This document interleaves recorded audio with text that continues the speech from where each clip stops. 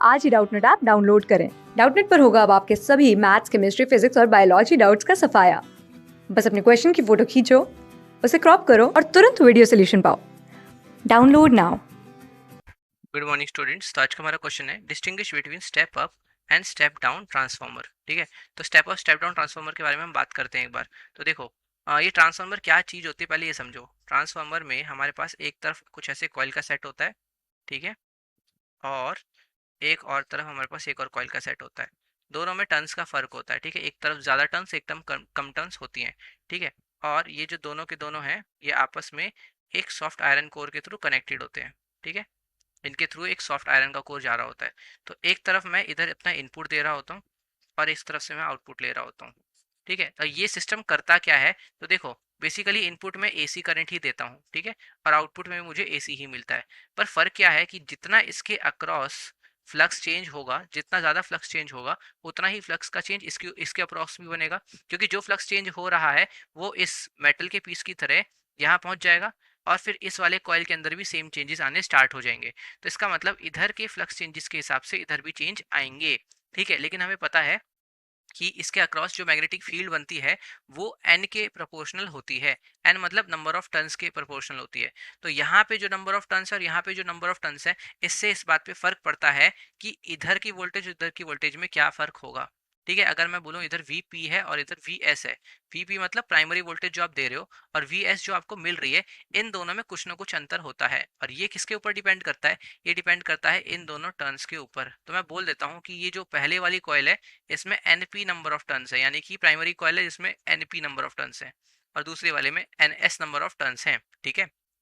तो अब ध्यान से देखना, अगर मेरे पास इसका फॉर्मूला क्या बन के आता है एट द एंड हमारे पास फॉर्मूला बन के आता है कि जो हमारे पास यहाँ वी एस आ रहा है upon V P simply N S upon N P के बराबर होता है और एक नेगेटिव साइन होता है, ठीक है। फिलहाल हम लोग नेगेटिव साइन की तरफ ध्यान नहीं देंगे क्योंकि वो सिर्फ ये बताता है फेस रिवर्स होके आएगा, ठीक है। मतलब अगर आप ऐसा कुछ सिग्नल दे रहे हो तो सिग्नल इस तरफ से कुछ ऐसा आएगा, देख सकते हो, पलट जाएगा और कुछ नहीं, ठीक है। पर ये हमारा सेंस नहीं है। ध्यान से देखने की बात यह है कि वी एस और वीपी का जो रेशियो है वो इसके ऊपर डिपेंड कर रहा है, ठीक है।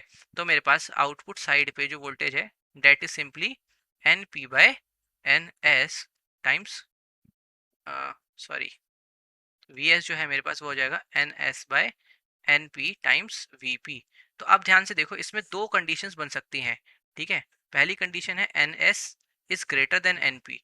अगर n s greater than n p होगा तो सोच के देखो क्या होगा, ये पूरी की पूरी वैल्यू जो है ये ग्रेटर देन वन हो जाएगी, और इस वैल्यू को अगर मैं वीपी से मल्टीप्लाई करूंगा तो मेरे पास सिंपली वी एस बी बढ़ाएगा वी पी से। इसका मतलब आपने क्या किया, वोल्टेज कम अप्लाई करी और आउटपुट में ज़्यादा वोल्टेज आई। तो इस टाइप के ट्रांसफार्मर को हम बोलते हैं क्या, स्टेप अप ट्रांसफार्मर, ठीक है।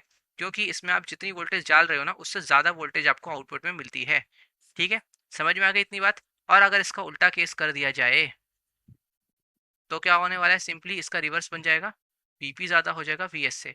इसका मतलब क्या है, आपने ज़्यादा वोल्टेज दी पर आउटपुट में कम वोल्टेज आई, मतलब आपने वोल्टेज क्या कर दी, डाउन कर दी।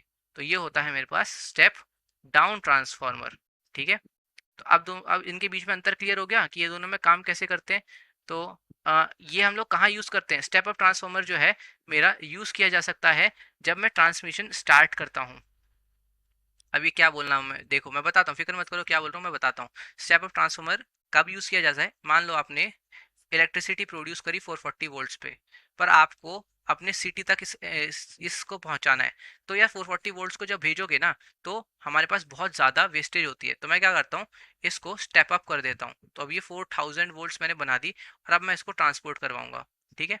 और इससे ना यहाँ पे जो है हीट के फॉर्म में वेस्टेजेस बहुत कम होते हैं।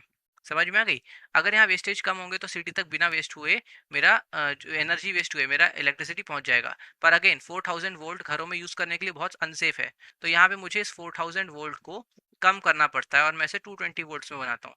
तो यहाँ पे मैंने क्या यूज़ किया था, स्टेप अप ट्रांसफार्मर यूज़ किया, ताकि मैं कम वोल्ट को ज़्यादा में कन्वर्ट कर सकूँ। और बाद में मैंने उस ज़्यादा को फिर से कम में कन्वर्ट करने के लिए स्टेप डाउन ट्रांसफार्मर का इस्तेमाल किया। तो आई होप इन दोनों के बीच में क्या क्या अंतर होता है, कैसे ये दोनों डिफरेंट होते हैं, ये बातें क्लियर हो गई होंगी। ओके। क्लास 6 से 12 से लेके नीट, आईआईटी, जेईई मेंस और एडवांस के लेवल तक 10 मिलियन से ज्यादा स्टूडेंट्स का भरोसा। आज ही डाउनलोड करें डाउटनेट ऐप या व्हाट्सएप कीजिए अपने डाउट्स 8400 400 400 पर।